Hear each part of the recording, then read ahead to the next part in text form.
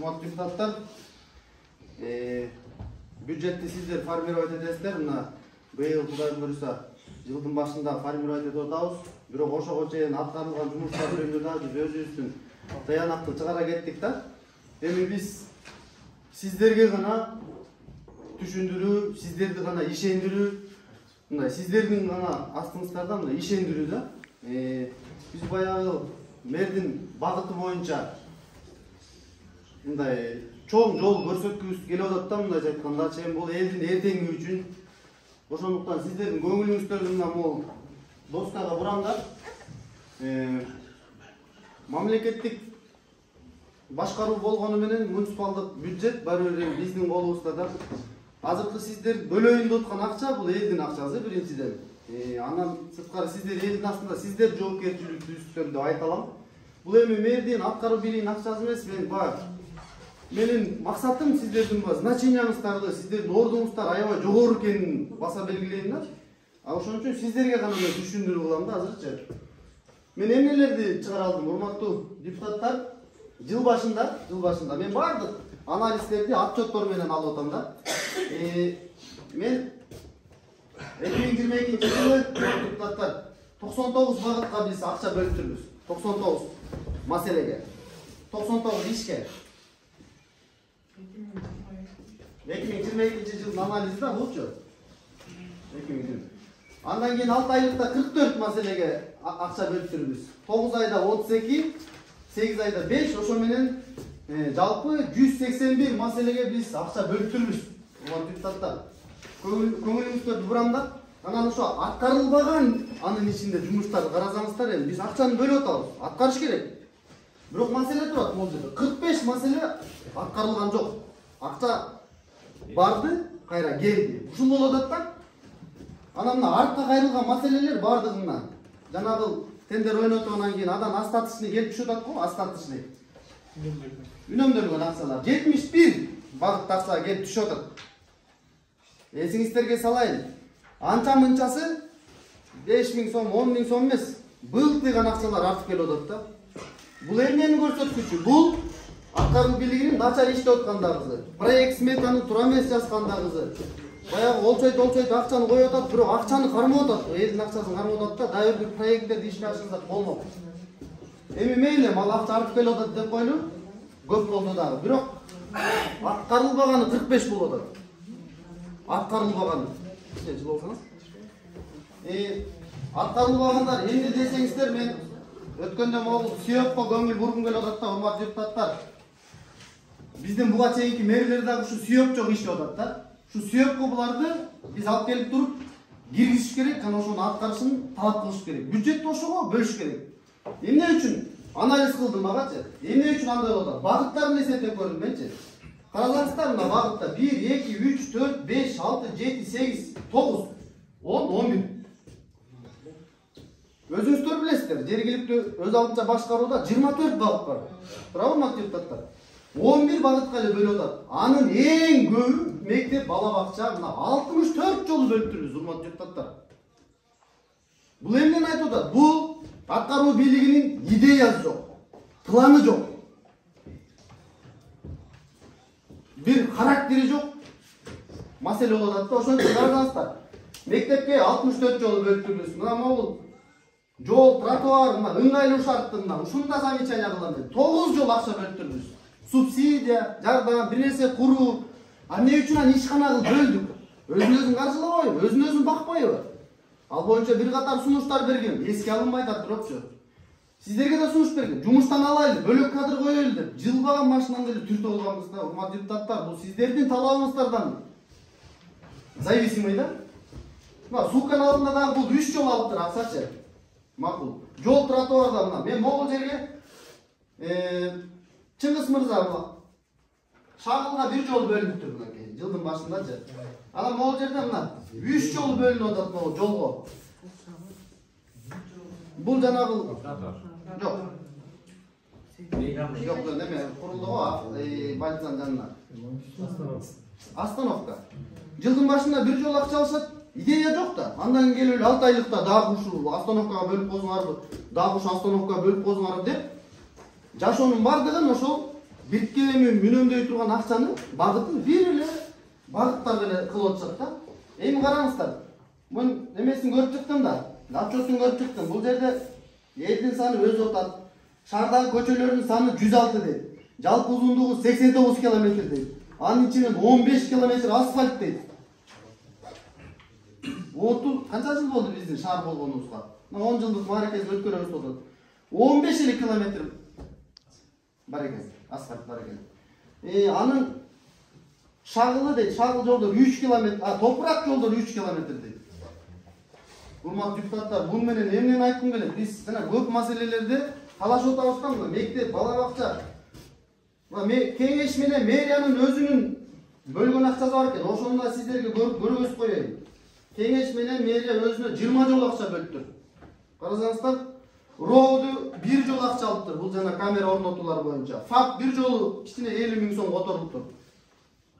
Начар иштеп атат. Аткаруу бийлик өтө начар иштеп атат. Неге?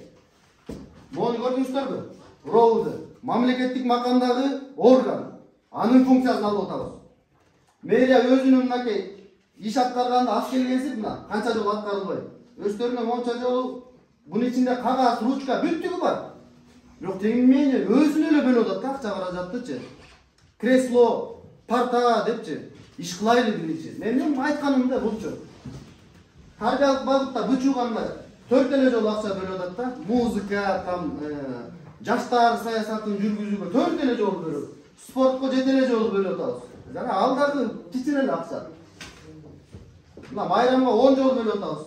Урматтуу депутаттар, сиздерге эми түшүнүктүү болду окшойт.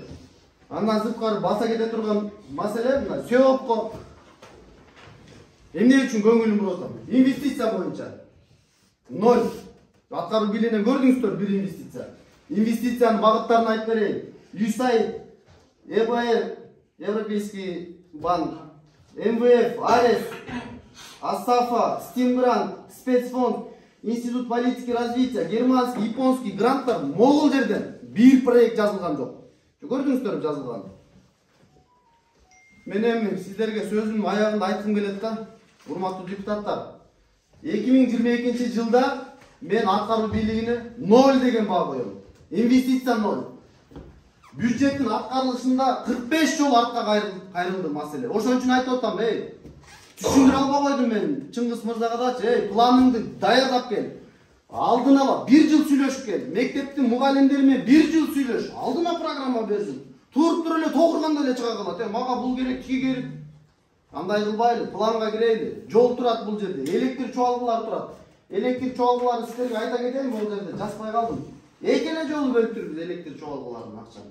Жашылдандыруу бар, 24 багытты өзүңүздөр окуп алыңыздар. Мен жетишпей калдым.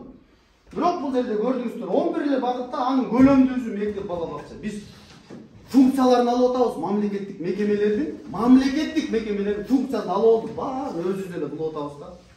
Ошон үчүн урматтуу депутаттар, бюджет үнөмдөйлүү, бюджетти мында эл көрө турган, эл көзүнө илине турган жумушчу орундарды даярдап, инвестиция тармагында көп иш кылайлы. Мен мэр менен вице-мэрдин экөөнүн бириктиргенде дагы 50% иштеп атканын айтып атам. Бириктиргенде экөөнүнчү. Инвестиция менен толук кандуу иштеш керек азыркы мэрчи. Инвестиция менен башын чыгарбаш керек, агый көгүй ошол жака жөнөтүш керек. Ошон үчүн мен GPS-ти да сунуштап атам эмки маселелергечи. GPS-ти коёйлу, канча жака барып атат, ким менен жолугуп атат, анан кийин биз дагы көрүп турайлы, кайка барды, эмне болду. Мен билем, ишти ашырайын деп атат. Бирок биз ушундай бир жардам берип атам да, мен дагы жардам берип атам. Бул менин жардамым деп эсептейм да, мына анализ чыгарып берип атам. Урматтуу депутаттар, биз ошон үчүн Кудай буйрса өзүңүздөр ойлонуп, досканы карап, бааңыздарды бересиздер деп терең ишенем. Андан сырткары мен мыйзамдуулук боюнча бир аз айта кетейин бул жердечи. Бул жерге да жаза чыккан. Мыйзамдуулук боюнча биз так могул жерде 14 соттошо турган объект азыркы күндө турат да. Мини футбол, Эмаком, Токтобул жазуу, Фонтан, Исраилов менен 24К, алдагы бүтөлек, Нанзавод, 32-чи дом, очистное сооружение, производственный көчөсү, жайкы дискотека, алынган соода түйүнү, камхоз, автобекет, бут комбинат, жайкы кинотеатр, мен жакынкы убакта атап чыккан мекемелер соттошо турган. Бирок бул жаатта мындай алышып атат, бирок мындай убакыт тез калат. Алгылыктуу ишин көрүлөт. Эми мыйзам боюнча, урматтуу депутаттар, өзүңүздөр көрүп атасыздар. Социалдык түйүндөрдө да, мына WhatsApp группада да мени кандай эми айтпаганга аргам жок болуп атат. Урматтуу депутаттар, мен кастыкты каалабайм. Бирок бүгүнкү күндө аткаруу бийлиги менен башкаруу бийлиги экөө карама каршы келип атат. Эмне десеңиздер, Кылдановдун үй бүлөсү бул жерде турганычы. Мына баласы бул жерде отурат. Жок, мына көргөзүп коеюн. Баласы бул жакта отурат, атасы бул жакта отурат. Бул мыйзамга дагы, бул мындай мыйзамга дагы, жок мен депутаттар кайрылып атам, анализди өзүңүздөр чыгарасыздар. Мен айтып коюшум керек. Мыйзамга дагы моралдык укукка да туура келбейт. Анткени мына мен өзүмдүн азыр мондай сунуштарым менен өзүмдүн мындай программам менен келип атам, бирок эмнегедир мени буттан чалып атат, көрүп атасыздар. Бул деген түздөн түз менин укугум бузулуп атат, менин элимдин укугу бузулуп атат, мени шайлаган адамдардынчы. Ошон үчүн Кудай буйрса Сапар Токоевич менин сөздөрүм баарын эске алат болуш керек. Же аткаруу бийлигинде, же башкаруу бийлигинде үй бүлөлүк кландык башкарууга жол бербейли, урматтуу депутаттар. Өзүңүздөрдүн оюңуздарды айтыңыздар, көңүл бурганыңыздарга чоң рахмат. Анализ кылып аласыздар. Урматтуу депутаттар, жакшы алдыда бир выступлениени уктуп, мен сизге кайрылып келет элем. Жалпы эле депутаттарга аткаруу бийлиги, мэрия аткаруу бийлиги экенин дагы жолу эми өзүңүздөр деле билесиздер. Болсо Ушбек сиздин эсиңизге салып коелу. Биз сиздердин ушу бөлүп берген бюджеттик каражатты бөлүп берген боюнча биз иш алып барабыз. Анан ушу мектепке бериш керек дегенге билбейм. Сиздин деле балким балаңыз Токтогул шаарында садикке же мектепке барбайт болуш керек. Бул көйгөйлүү маселелерге комитеттер карап берген бюджет менен биз иш алып барып атабыз. Биз андан чыккан катыбыз да жок. Кийинки ыңгайлуу шарт ишканасы боюнча элдик жыйында дагы ушундай бир сөз айттыңыз. Мен сизге чыгып эле айттым, мен популист болгум келген жок. Бирок сизге жеке айтып коеюн дедим. Ушу ыңгайлуу шартты жакшы приложениялар кылып келатасыз. Мен сизди ошол ыңгайлуу шарттын жетекчиси катары көрөм. Ошол жерге барып тартып бериңиз деп сунуш бердим. Азыр деле ошол сунуш күчүндө, ошол жерди тартып бериңиз. Сиздей күчтүү бизге кадр керек. Анан кландык деп бирөөгө мындай акарат келтирип атасыз. Эми бул жериңиз жеке сиздин абериңизде калсын. Кылданов Максат Сапарович шайлоо жолу менен сиздердин араңызда депутат болуп отурат. Мен кийин тестированияны өтүп мыйзамдуу жол менен бийликке келип атам, кызматка келип атам. Анан сизди басбырлап, базып, бутуңуздан чалып аткан фактыларды ачык айтып көрсөтүңүз. Эми бул туура эмес, маалыматты эле жалпылатып бере бергениңиз туура эмес да негизи. Биринчиден айта кетейин, мурункудай болуп мэрди депутаттар шайлабайт, жакшы билесиздер, туурабы? Шайлап алып келип алды дегенге алып барылат да мунун оючу. Анан экинчиден мен мэргеликче 2 ай же 3 ай мурун элдин шайлоосу менен, элдин добушу менен келген депутат катары араңыздарда отурам. Бул баарыбызга белгилүү. Айдан ачык нерсе да. Анан бут тозу боюнча айтайын. Бир факт бар, Болот мырза. Мен сизди мынтип, же болбосо мынтип бут тозу болуп атат, же иш аткарбаганга мүмкүнчүлүк бербей атат деген. Бул жалаа да. Калп элге бир информацияга жеткирүү. Анан мыйзамга туура келбейт. Мыйзамда көрсөтүп бериңиз, кай жерге туура келбейт. Мен ошого башlayayım. Башка сөзүм жок ушул эле. Урматтуу депутаттар, көңүлүңүздөр дайыр анализге бурамда. Өзүңүздөр билесиздер, кеңеш жалаң анализ менен иш кылыш керек эми көбүнесе. Андан сырткары биз протокол менен гана башкара алабыз. Андан башка АК, башка нерселер өтпөйт да негизи. Биз протокол берип атабыз. Ошону талап кылсак, иш автоматически жүрөт да. Мен анализ кылдым, протокол 2022 жылы жалпы 31 протокол жазылыптыр да. Протокол тапшырма. Ошо бирдей келип атат. Биз берип атабыз. Аткаруу бийлигине. Тахмина Шаршембеков убагында 15 протоколду тапшырма бериптирбиз. 20 май 2022 июль деп 2 жолу бериптирбиз да. Сапар Токоевич баягы эми Сапар Токоевич дагы нары бери секирип кетпесин деп анализ атайын жүргүзүп атам. 18 протоколдук тапшырма бериптир биз. Анын аткарылды. Такмина Шаршенбековна 12-син аткарыптыр. Алдагы жеңил жерде, жаңы келгендечи. Муну кылдым, тигини кылдым, сагыл, усур чыгарып койдум деген. Аткаруда, экөө дагы деле ушул аткаруда да, азыр эми механизм жүрүп атат. Жооптору келе элек.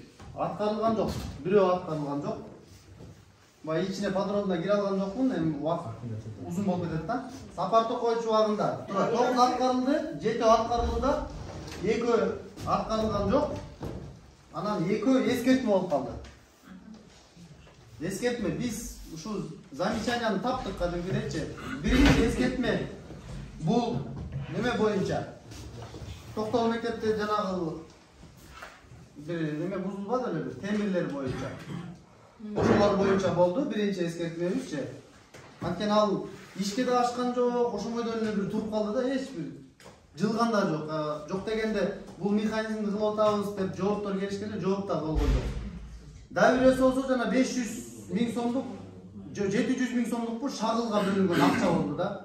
Тендер өткөрүлдү, тендер өткөрүлгөндөн кийин жанагы башта айтып кетти Максат Кошкевич, шагылга деп катышкан фирма келди. Ошону geç болуп калды деп туруп, кийинки жылга которуп койду да.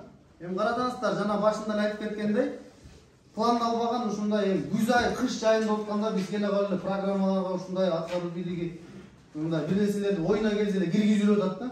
Ошону планировать этип, акчанын бардыгын бир планга үнөмдүү, эффективдүү иштейли деген маселе болот да.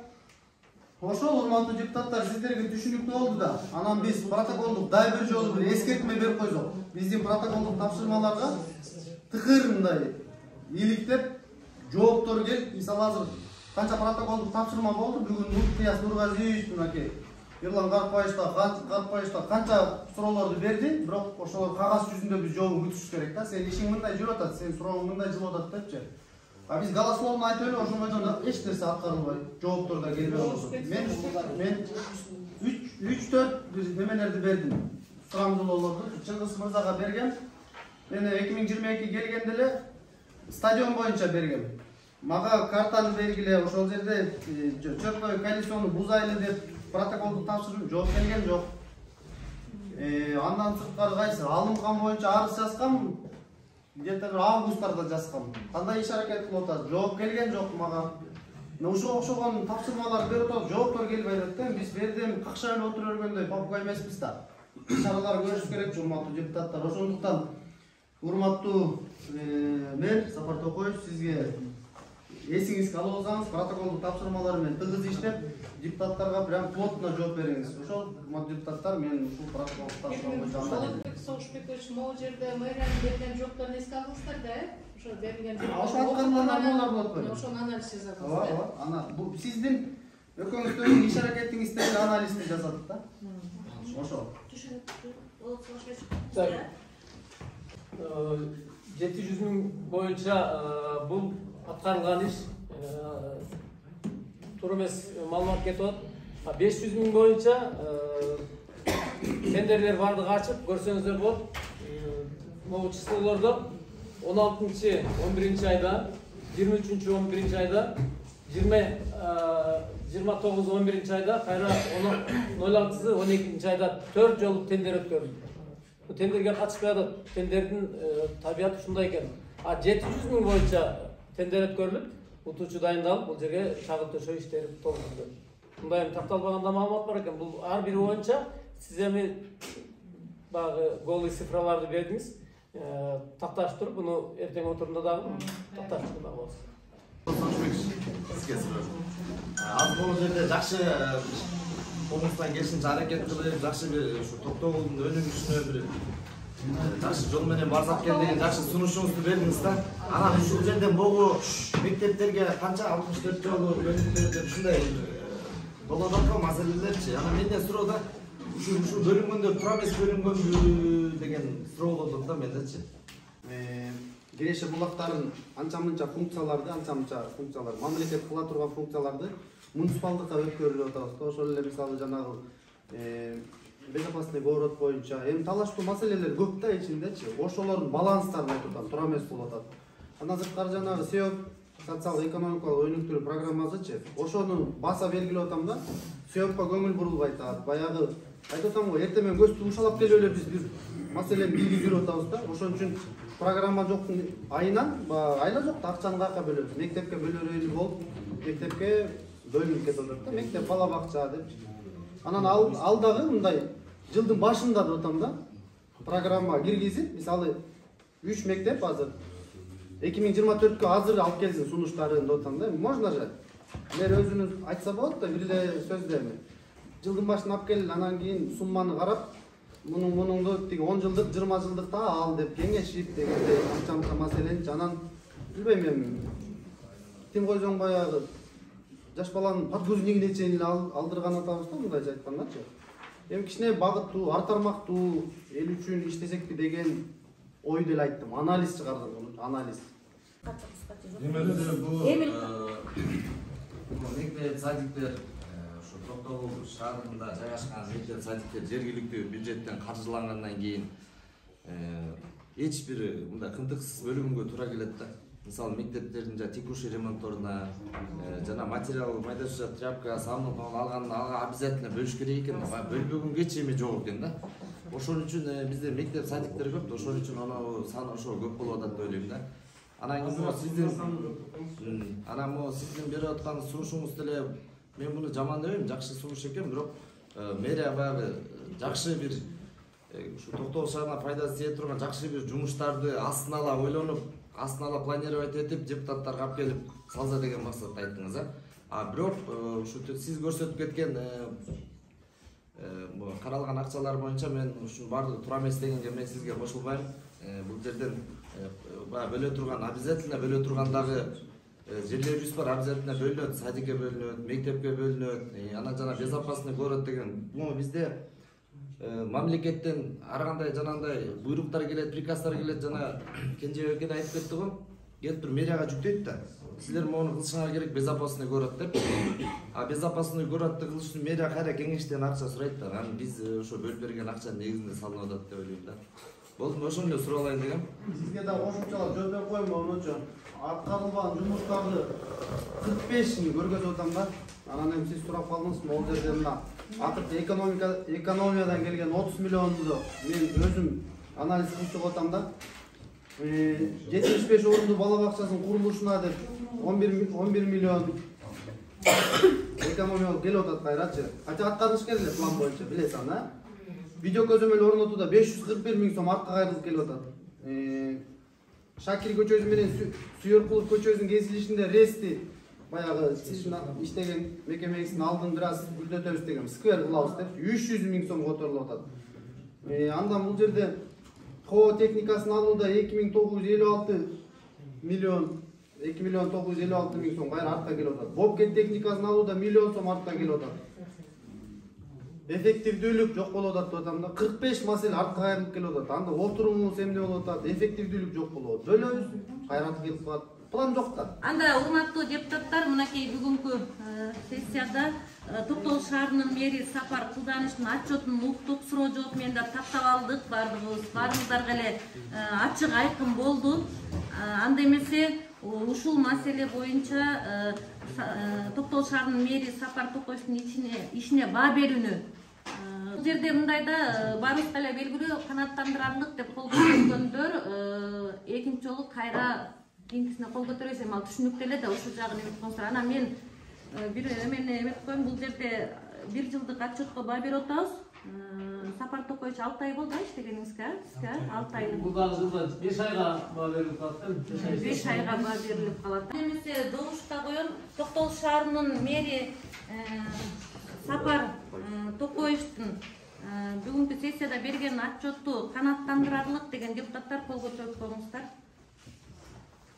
Kanatlandıralım. 1, 2, 3, 4, 5, 6, 7, 8, 9, 10, 11, 12, 13, 14, 15, 16. 16 Men kalыс. Hazır bir minut. 16 makul.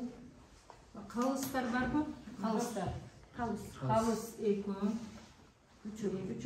Ha 3. 3 kalыс. Максат Кошкевич дагы 4 калыс. Сиз дагы 5 калыс. Калыс, каршы. Каршылар барбы? Кол көтөрүп коюңуздар. Канаттандырылык эмес. Жокпу? Жокпу. Чыкпай калат да 21. Бунда чыкпайбы? Калыс да коебуз. Калыс. 5 ай эске алып.